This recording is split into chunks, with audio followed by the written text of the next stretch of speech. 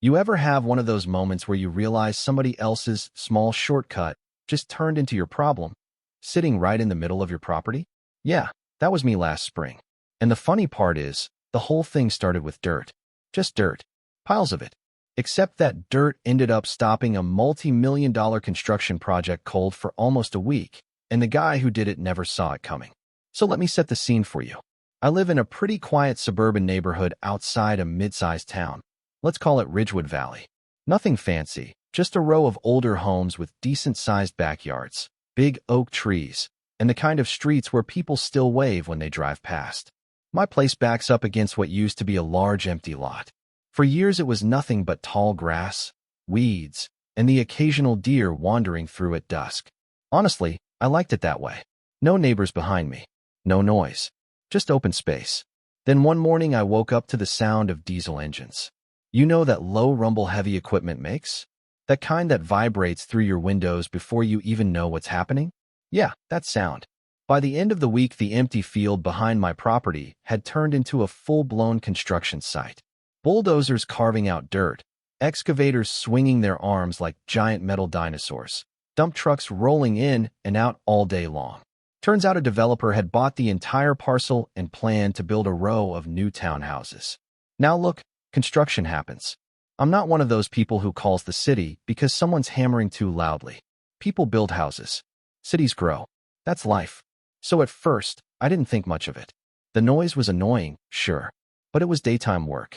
Nothing crazy. Then one afternoon, I noticed something strange in the far corner of my backyard. At first, it looked like just a small mound of dirt near the fence line. Not huge, maybe a couple feet tall. I figured maybe the crew needed a temporary spot to stage materials or something. Construction sites are messy, right? Stuff gets moved around. But the next day, that pile got bigger.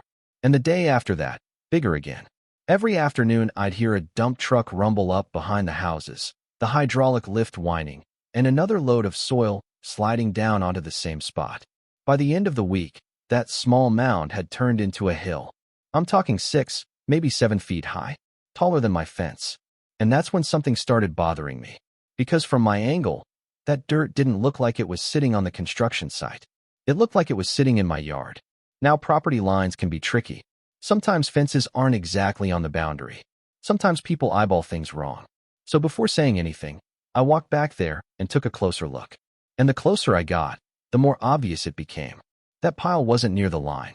It was well past it, right on my property. So I did what any reasonable person would do. I walked over to the construction site and found the guy who looked like he was in charge. Hard hat, clipboard, reflective vest, the whole supervisor package. His name, according to the badge on his vest, was Derek.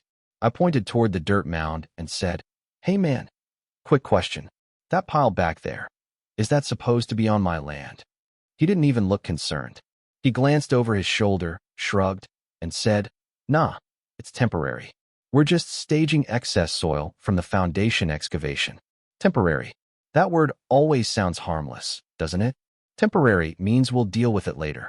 Temporary means don't worry about it. So I said, "Okay, but it's definitely across the property line." He squinted toward the fence like he was trying to calculate something in his head. Then he said something that immediately set off alarm bells. Property line somewhere around there.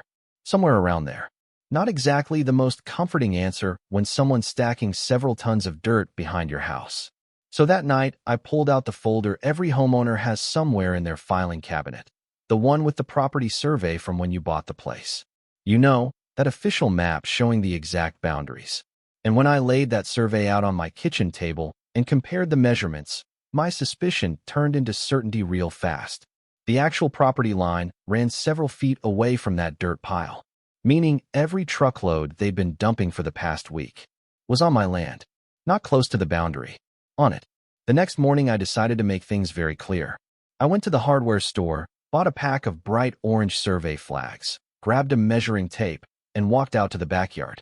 Using the survey map as my guide, I measured out the boundary and stuck those flags into the ground every few feet.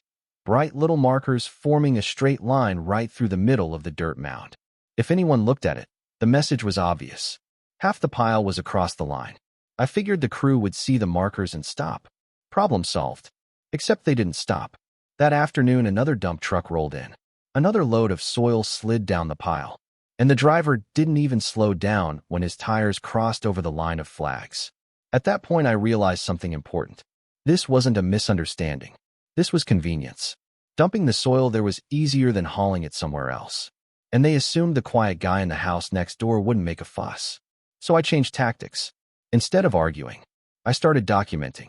Every truck, every load, every day, phone out, camera on, click, click, click, license plates, timestamps, the growing mound swallowing more of my yard.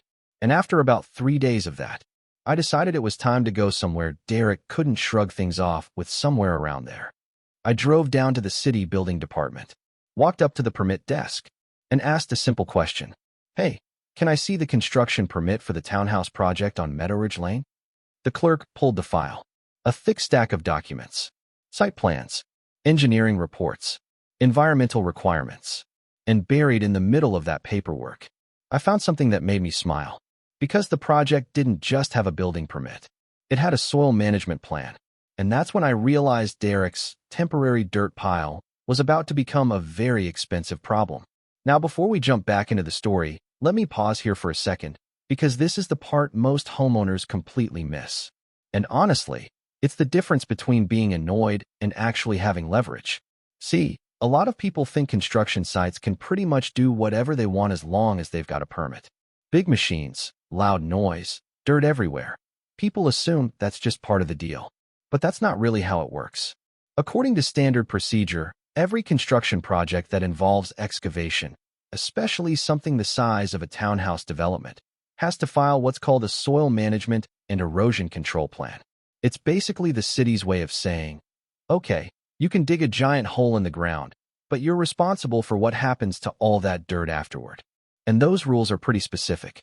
Where the soil can be stored, how long it can stay there, what kind of barriers are required so rain doesn't wash sediment into storm drains or neighboring property. Because from a legal perspective, dirt isn't just dirt. It's considered construction waste material once it leaves the excavation zone. And dumping construction material onto someone else's land, even accidentally, can cross into a couple different problems real fast. Trespassing, property damage, environmental violations. Cities care about that stuff a lot more than you'd think. But there's also something else going on here, something psychological. This is a psychological trap construction crews fall into all the time. When a site gets busy, people start solving problems based on what's easiest in the moment instead of what's technically allowed. Move the dirt here for now. We'll deal with it later. Nobody's going to complain. It's not usually malicious. It's momentum. And momentum makes people sloppy. The lesson here is simple. Documentation beats confrontation almost every time. Arguing with a site supervisor rarely changes anything. But paperwork? Paperwork makes the entire system wake up.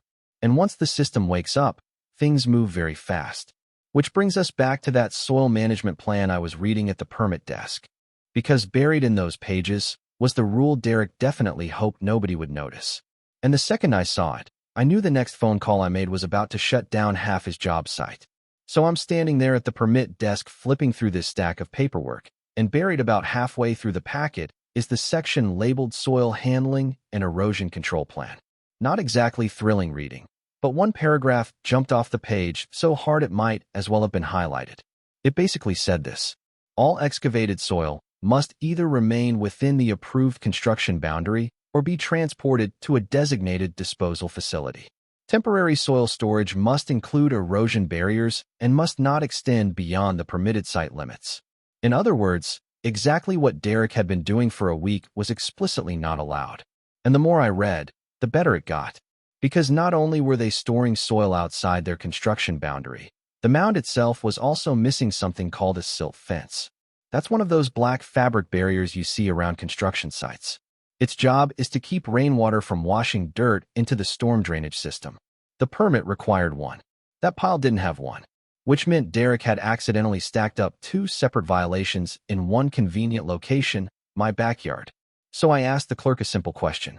Hypothetically, if a construction site was storing soil outside the approved boundary and didn't have erosion control installed, what would happen?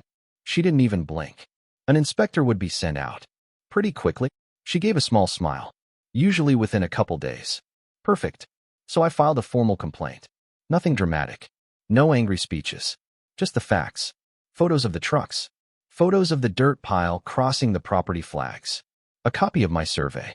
And a note referencing the soil management section of the permit. Then I went home and waited. 3 days later, right around mid-morning, 2 city vehicles rolled onto the construction site.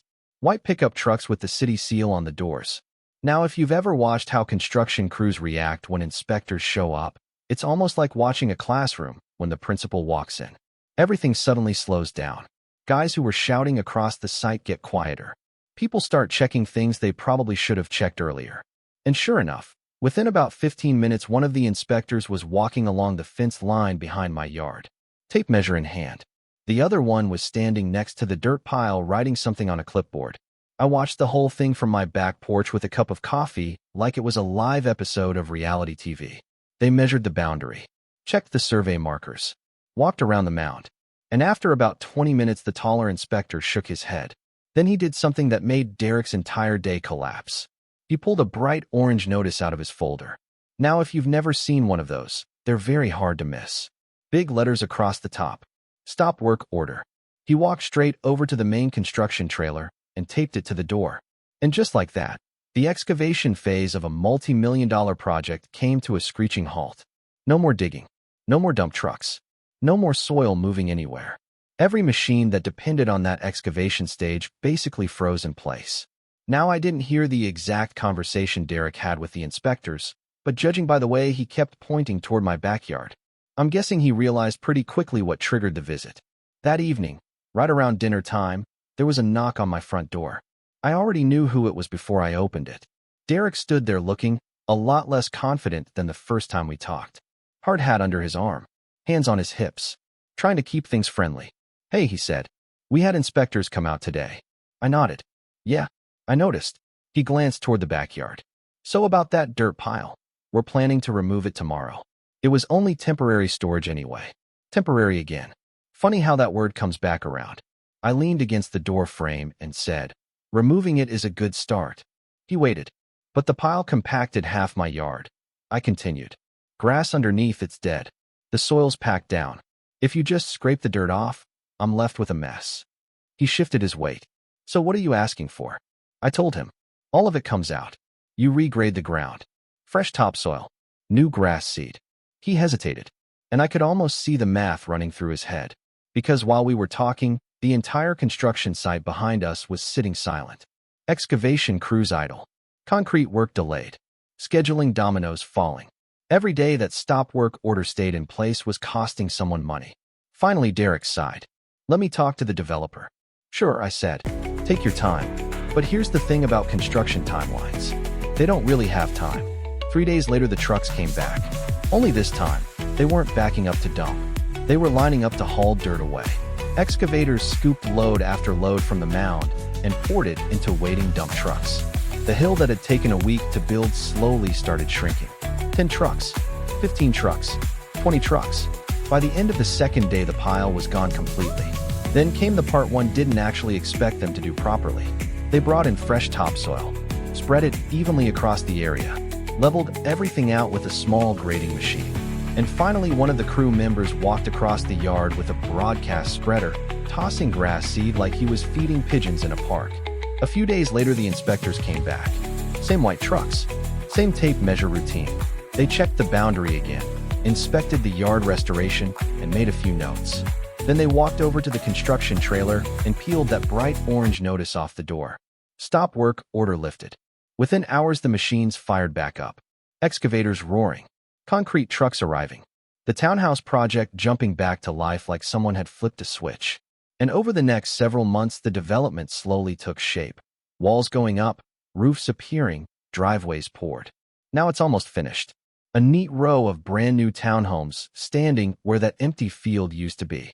And my backyard looks exactly like it did before the whole thing started. Green grass, flat ground, quiet again. Well, almost exactly the same. Because there's one small change on the other side of the property line. The developer installed a low retaining barrier running the entire length of the boundary. Concrete base, reinforced edging. Basically a permanent reminder that dirt isn't allowed to slide across that line anymore. And every time I see it, I can't help but smile a little. Because all it took to freeze an entire construction schedule was one pile of dirt in the wrong place. Now here's the funny thing about situations like this. Most people assume the story is about revenge.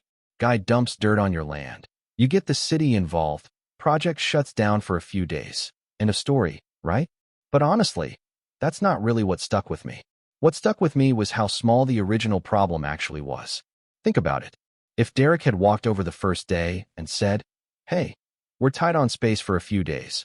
Would you mind if we staged some soil near the fence until trucks can haul it away?" There's a good chance I would have said yes. Maybe not forever, but for a couple days? Sure. Most neighbors are reasonable when you treat them like neighbors. But that's the thing about shortcuts. Shortcuts don't start with bad intentions, they start with assumptions. Someone on that job site probably looked at that empty stretch of grass behind my fence and thought, no one's going to care if we drop a few loads there. Then a few loads turned into 10. 10 turned into 20. And suddenly there's a 7-foot dirt hill sitting across a property line nobody bothered to check. This is where the psychology gets interesting. Because this is a psychological trap that happens in construction, business, even neighborhood disputes all the time. Once a small rule gets bent and nothing bad happens immediately, people start believing the rule didn't really matter in the first place. It creates this quiet little confidence. We've been doing it all week and nobody complained. It must be fine. But rules, especially property rules, don't really work on that timeline. From a legal perspective, property boundaries are one of the most rigid lines in the entire system. They're not suggestions. They're not close enough. They're measured, recorded, and enforced for a reason. Because if those lines become flexible, everything else gets messy fast. And that brings me to something homeowners don't hear often enough. You actually have more protection than you think. According to standard procedure, construction permits come with pages of requirements most residents never read. Soil control plans, drainage plans, erosion mitigation rules, access routes for heavy trucks. Developers know those rules exist. Contractors know those rules exist. But they also know something else. Most homeowners never look at the paperwork. So when something inconvenient happens, extra trucks, temporary storage, debris near the boundary, the default assumption is that nobody's going to push back. Not because people are malicious, but because the system depends on someone noticing. The lesson here is not fight with construction crews. The lesson here is simpler than that. Know the rules of the game. Documentation beats shouting. Paper trails beat arguments. And sometimes the calmest move you can make is just walking into a city office and asking to see the file. Because once the official process starts, the conversation changes completely. Now, to be fair, Derek wasn't some cartoon villain. He was a guy trying to keep a job site moving. Construction schedules are brutal. Weather delays, subcontractors, inspections, supply trucks. Everything is stacked like dominoes. One slowdown can ripple through weeks of work. So when a supervisor sees a convenient empty patch of land right next to the site, it's tempting to solve today's problem and worry about tomorrow later. That's human nature. But here's the twist. The moment the inspectors showed up, the problem Derek was trying to avoid, hauling soil somewhere else, became the exact thing he had to do anyway, just under a lot more pressure. And that's the quiet irony of the whole story. Trying to save time by ignoring the boundary ended up costing them more time than doing it correctly in the first place. Now my yard is back to normal. Grass grew in within a few weeks. The construction noise eventually faded. And those townhouses behind me are about to start selling for prices that honestly make me wonder if I should have bought that empty lot years ago. But that little retaining barrier they installed along the property line, that thing still makes me laugh. Because it's basically a permanent monument to one simple truth. Sometimes, when someone dumps their problem on your property, you end up dumping their schedule instead. And I'm curious what you would have done in this situation. Would you have ignored the dirt pile and hoped they cleaned it up later? Would you have confronted the crew more aggressively? Or would you have done exactly what I did, quietly gather the paperwork and let the system handle it? Let me know in the comments, because stories like this always split people into two camps. The keep the peace crowd and the protect your property crowd. And honestly, both sides usually think they're the reasonable ones. Either way, if you enjoy these kinds of real-life neighborhood stories, the weird mix of human psychology, property rules, and everyday conflicts that spiral into something bigger, stick around. Because sometimes the biggest drama in a neighborhood starts with something as small as a pile of dirt.